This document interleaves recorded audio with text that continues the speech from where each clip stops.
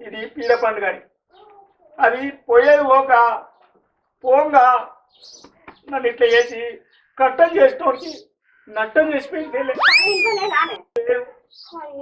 Aadhaar card పట్టుకొని bus ఎక్కి అవగారికి వచ్చిందే పైసలు పెడతాను నువ్వు అంటూ ఉంటుంది నువ్వు అంటూ ఉంటుంది. చిల్లర పైసలు ఏమైనా ఉన్నా ఏం పెట్టి పాపం ఆకలి కొద్దు పాపం. ఆధార్ కార్డు ఉంటాయి చిల్లర పైసలు అనుకురా చూపిస్తుడు చూపిస్తుడు పోడేనా?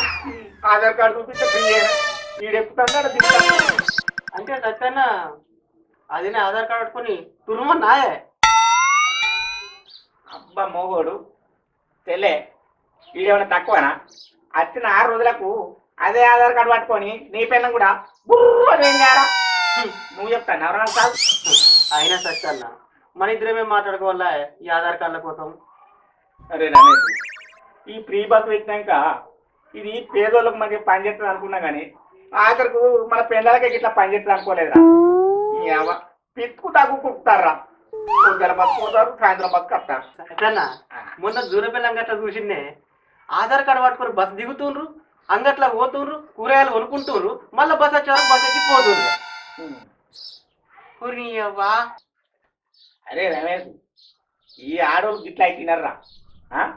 వాళ్ళు పెళ్లి వేనా పెరంటానికి వేనా ఆఖరికి సాగుకేనా ఏడికేనా ఏం పనిన పోతారో ఈ మొగోళ్ళ సంతం తీసుకొని పోతేనే వాళ్ళు ఫ్రీ బస్సు ఎక్కించుకోవాలి కండక్టర్.